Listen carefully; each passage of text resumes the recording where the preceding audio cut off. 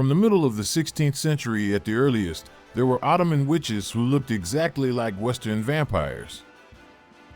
The attitude of the Ottoman state towards this situation is more interesting than the existence of witches who were shaped under the influence of various beliefs among non-Muslim peoples in Rumelia, Balkans. Having received the approval of the Sheikh al-Islam, the state's highest authority on religious matters, the state allowed the tombs to be opened and the burials in the opened tombs to be subjected to all kinds of destructive operations. There was even a group of so-called witchers or witchmasters in the mid-19th century who were paid by the state. Should we consider the Ottoman approach to witches as a futile effort by a state, as Western researchers think? Or should we look for some truth behind this approach?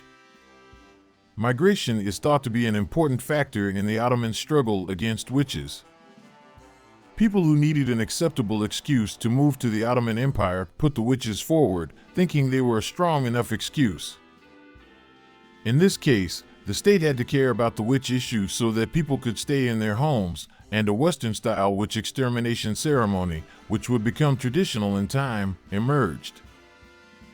Although the name Katabostani, witch field, the name of Istanbul's Katabastan district in the Ottoman period, has been forgotten today, it is an indication of the close relationship between the Ottoman Empire and witches. Considering the beliefs that still exist in Anatolia today, it should be considered normal that civilian witch stories of Turks have emerged in regions in contact with foreign cultures. However, the official witch stories, which include the state, do not seem normal to the same extent. Our surprise at the first officially recorded case of witches was heightened when we learned that there were other similar cases. Although our subject is the witches reflected in the official records, we need to define the witch first. We took the first step with a short research to understand who or what the creature called the witch is. At the beginning of our research, one of the first names that came to our mind was Evliya Çelebi, the famous traveler of the Ottoman period. As a matter of fact, the 10-volume giant Sayahatname did not leave us empty-handed. Evliya Çelebi, who has an interesting story to tell in almost every subject, will certainly have a say in the subject of witches. Although he himself had never encountered a witch, he claimed to have seen hundreds of other witch-like creatures together. In the section of Sayahatname on Circassians, Evliya Çelebi talks about the creature called Ober, glutton, which he dwells on at length under a separate title. It is a creature that rises from its grave after death, sucking the blood of living beings. The elders, called Oberfinders, can identify their graves, and the creature in the grave can be eliminated by stabbing their belly with a stake and then burning it. Evliya Çelebi tells with amazement an incident that he said he witnessed on the 20th night of Shawwal while he was in the Ober mountain region between the Abaza and Circassian lands.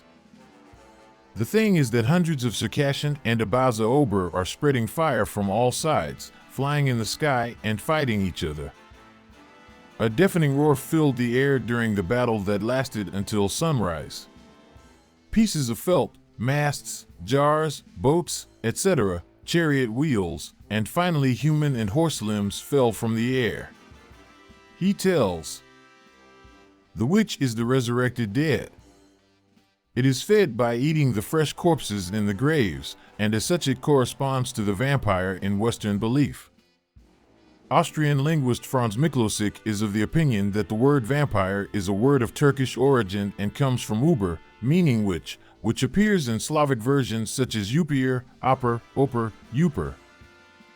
This etymological view carries the relationship between the witch of the Turks and the vampire of the Westerners from a simple similarity to a different dimension. Aside from the debate about the witch and vampire analogy and the origin of the word vampire, it is certain that there is a belief in such creatures among Turks, as in many nations. Considering that Hungary or Transylvania, considered the homeland of vampires, were regions that remained under Ottoman rule for many years, it is unthinkable that the living dead never occupied the minds of the Ottoman Turks. It is interesting that a Turkish hero named Ali Aga plays the leading role in a witch story that is still told among the Serbs in Serbia's Zabar Valley region. In this 19th century story, Ali Aga, the chief of staff of the region, helped a man who applied to him to save his wife from witchcraft. It can be deduced from Ali Aga's dominance in the story that the Turks are quite accustomed to witches. Another case example, in the copy of Takvim-i Vakayai, a newspaper in the Ottoman period, dated October 6, 1833, the witch hunt in Bulgaria's Trnava district was the subject of the news. In the news conveyed to the headquarters by Trnava Regent Ahmet Sukru Effendi, it is mentioned that some invisible creatures attack people by raiding the houses and making a mess. 2 neighborhoods of Trnava were afraid of what happened and had to move their houses to other places. Eventually, it was decided that these invisible creatures were witches or, as they are more popular today, ghosts, and the help of a non-Muslim named Nikola, who was famous for finding the place where ghosts lay, was sought. The tombs described by Nikola belong to 2 old Janissary. What they see when the tombs are opened are the undecomposed corpses of Janissary. Their bodies have grown, their hair and nails have grown, and their eyes are filled with blood. All these signs prove that evil spirits live in the bodies of both Janissary. The first method Nicholas proposed to exorcise evil spirits was to drive a stake through the bellies of the corpses and pour boiling water over their hearts. However, the method did not work. Thereupon, the witcher Nikola declared that the corpses should be set on fire. After it was approved to comply with the Sharia religious law, the corpses were burned and the people of Trnava were saved from the witch scourge. Many stories can be found in the history of people resurrected after death or even burial. Great Islamic scholars such as Razi, Ibn Sina, and Ibn Rushd recommended that those who died as a result of atherosclerosis and stroke should not be buried before 3 days. In a scientific study they prepared, it is stated that these recommendations were applied by European doctors until the last century. Especially in some cases of death caused by these 2 reasons, people can return to life after hours. The reason that forced the Sheikh al-Islam to give a fatwa in the 300-year-old vampire adventure of the Ottoman Empire is important for us. We should not only be astonished that an Islamic scholar allowed graves to be opened, bodies to be impaled, beheaded, and burned, but also to determine what the truth of this might be. Concerned about the situation, Muslim citizens wonder whether it is permissible for them to leave the village. The answer of the Sheikh al-Islam is that it is not permissible for Muslims to leave their places. However, the citizens, who seem to be not very satisfied with the answer, press this time on the Sheikh al-Islam to explain the wisdom of the incident and to show them a way for salvation. When the time comes to show the way for salvation, we see that Sheikh al-Islam finally gave up and paved the way for methods such as stabbing, beheading, and burning. At this point, where the Sheikh al-Islam gave up, we moved from simple superstitions to immigration, which was a serious demographic problem in Ottoman history. Especially after 1683, there was a period in which internal migration intensified in the Ottoman Empire, and at the same time, the measures taken against migration increased.